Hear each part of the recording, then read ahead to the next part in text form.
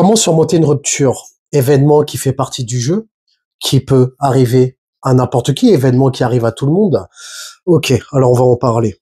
Lorsque tu vas faire des rencontres, que tu aies l'intention de multiplier les conquêtes, de t'amuser, ou peu importe, d'expérimenter en suivant mes conseils, en appliquant mes conseils pour pouvoir séduire des femmes, il va t'arriver de faire des rencontres.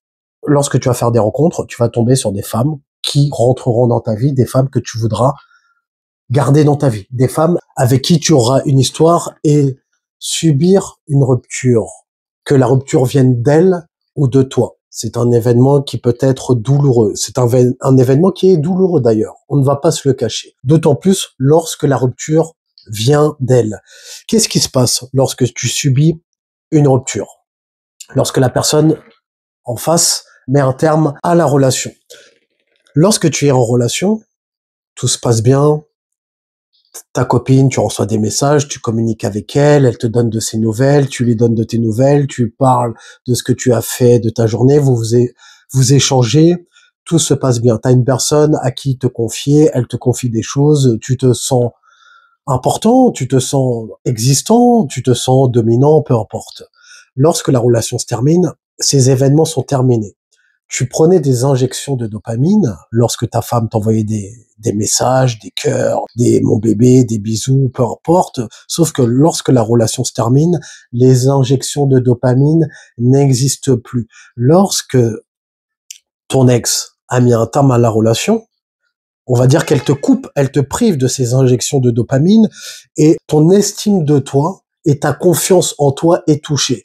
C'est pas juste un simple rejet, une femme que tu vas aborder dans la rue qui ne te connaît ni d'Ève ni d'Adam, qui te rejette. Quand c'est comme ça, tu passes à autre chose. Là, c'est une femme avec qui tu as vécu une histoire, avec qui tu as eu une histoire, avec qui tu as partagé des moments intimes, qui te rejette, qui met un terme à la relation. Donc, lorsque ça arrive, ton estime de toi est touchée, ta confiance en toi est touchée. Lorsque tu te regardes dans la glace, ceux qui sont déjà passés par là ou ceux qui passent par là se reconnaîtront. Lorsque tu te regardes dans le miroir, tu te trouves laid, tu te trouves moche, tu te trouves pas beau. Ton estime de toi est impactée, tu t'es fait rejeter. Tu t'es fait rejeter par une personne qui t'aimait.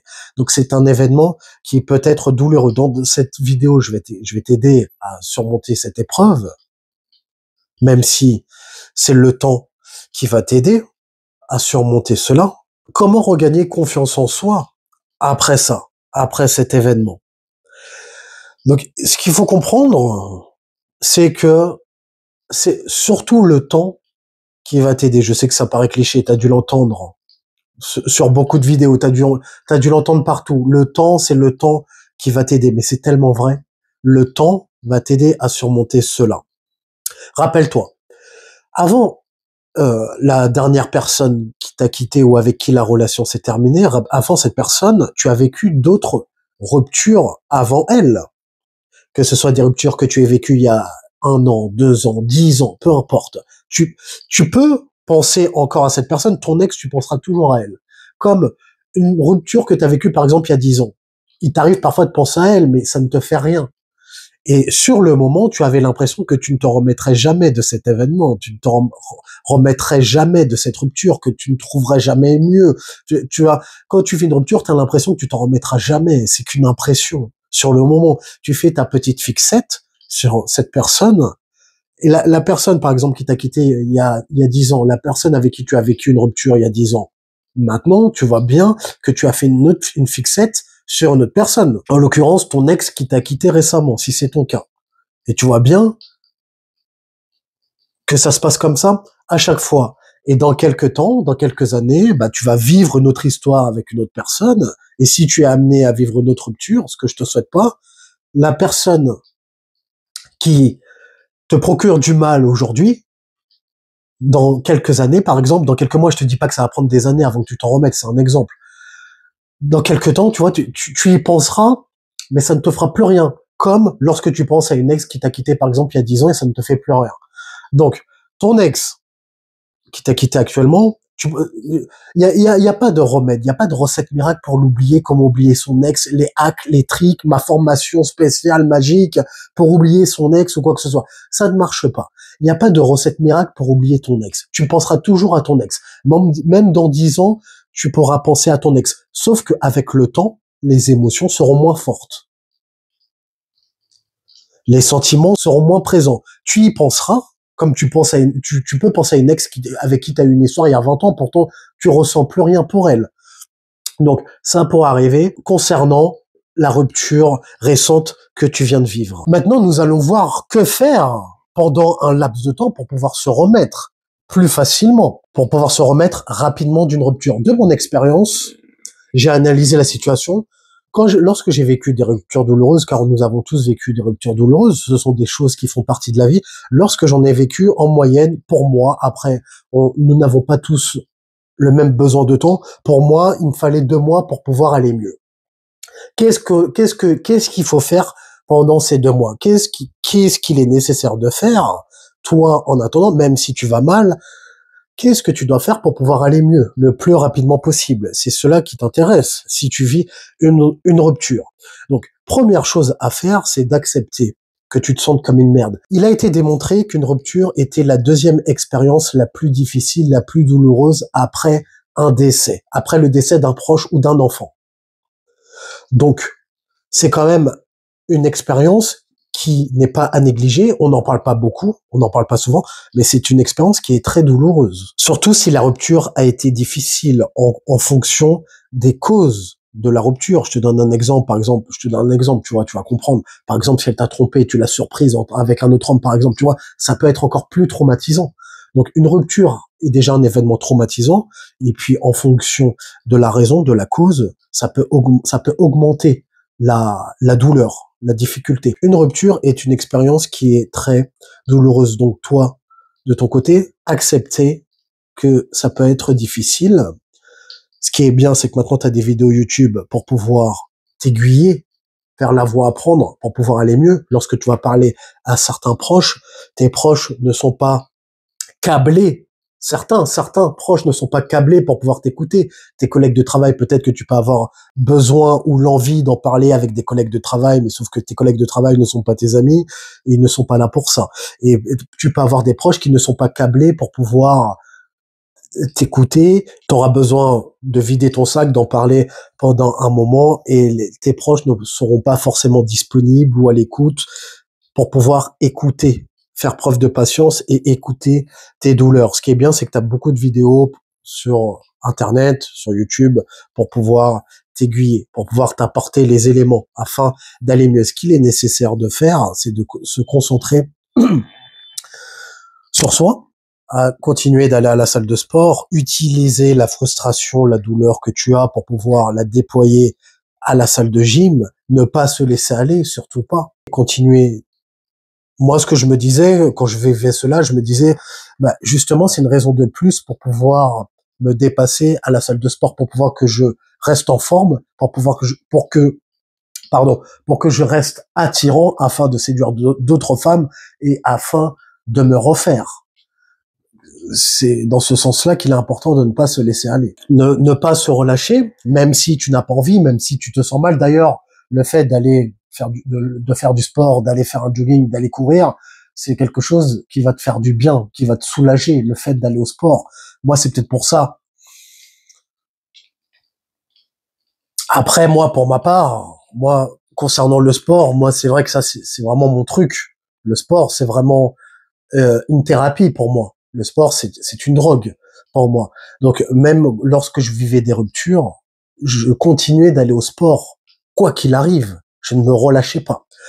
Donc, ne pas se relâcher, continuer de travailler sur sa forme physique. Après, concernant le dating, tu peux faire une petite pause, histoire de te remettre de tes émotions. Moi, je sais que, par exemple, lorsque je vivais des ruptures, il y avait une fois, j'avais vécu une rupture, je me rappelle, et dès le lendemain, j'avais abordé une femme.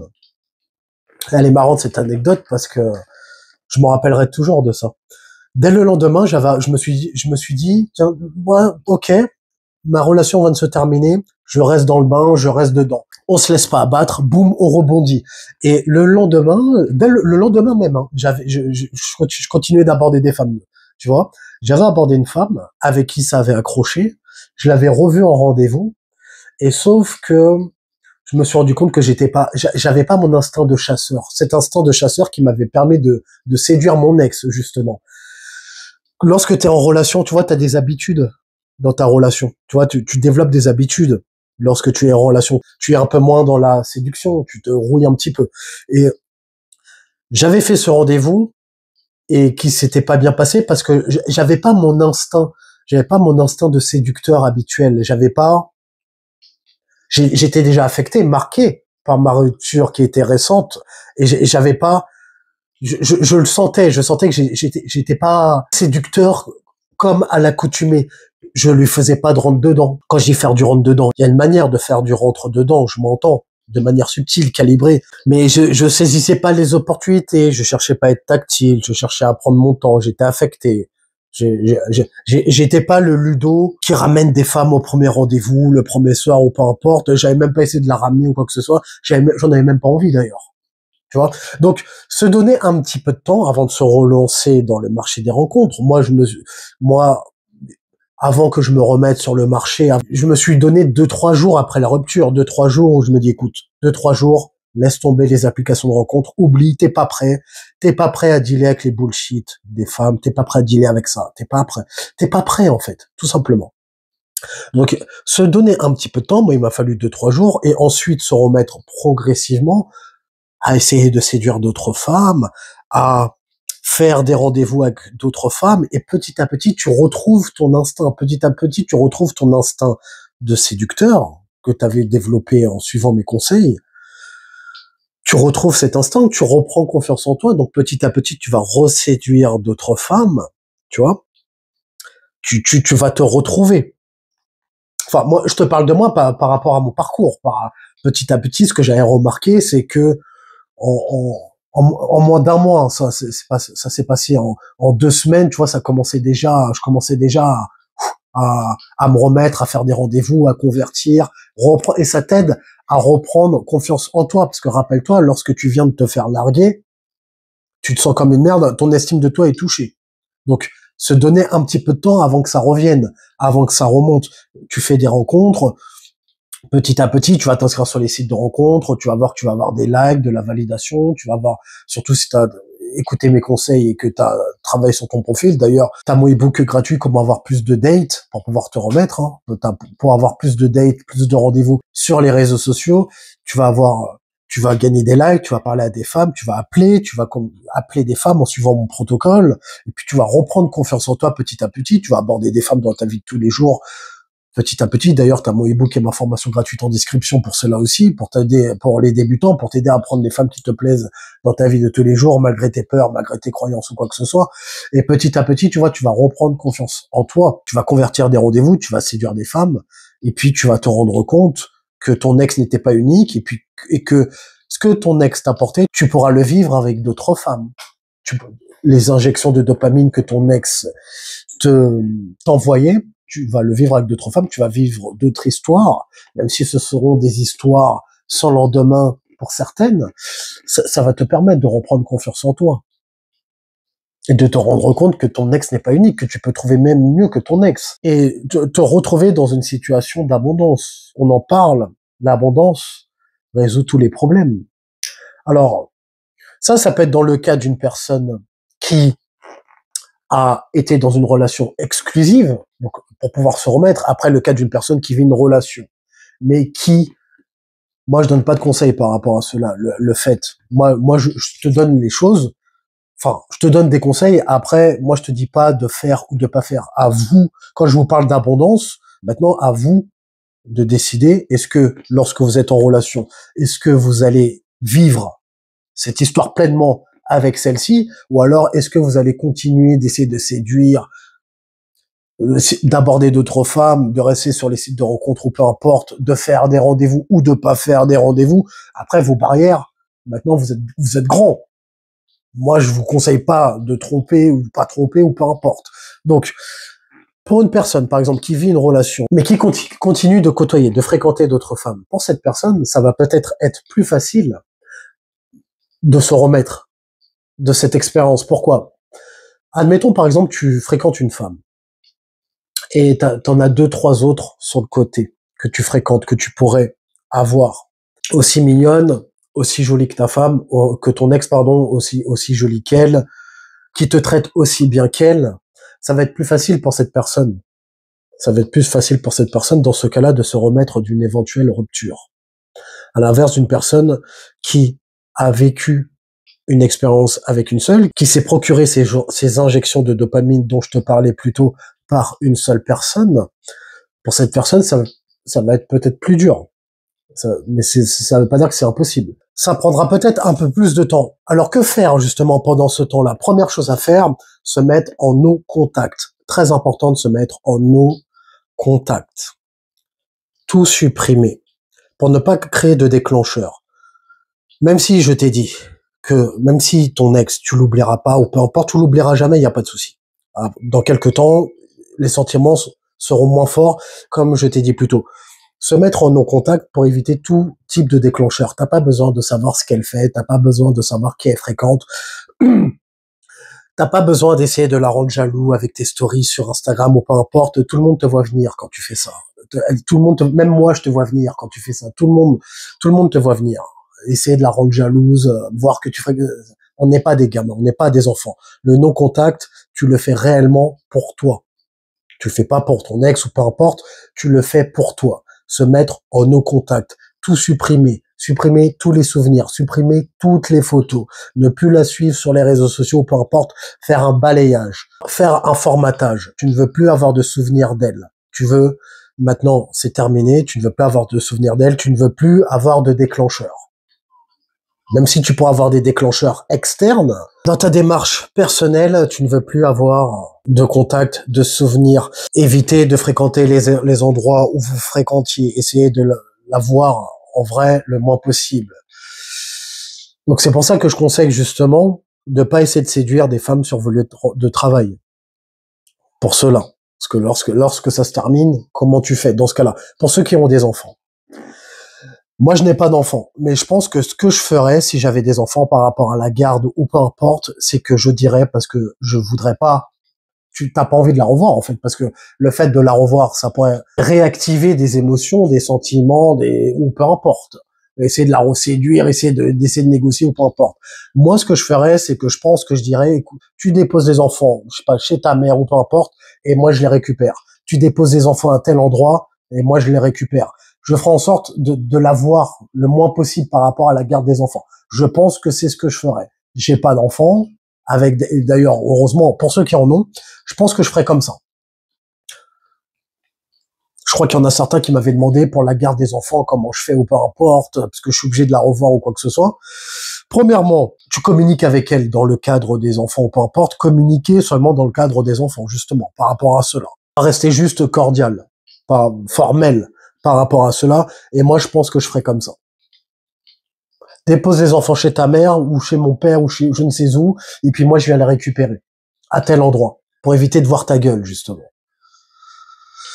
Donc je pense que je ferais comme ça. Donc se mettre en non-contact, très important, continuer de travailler sur soi, le temps fera les choses, fais confiance au temps, au processus, en attendant, accepte tes émotions. Si tu te sens comme une merde, tu te sens triste, même si t'es un homme et qu'on dit oui, les hommes, on doit être solide, on doit être fort ou peu importe. Non.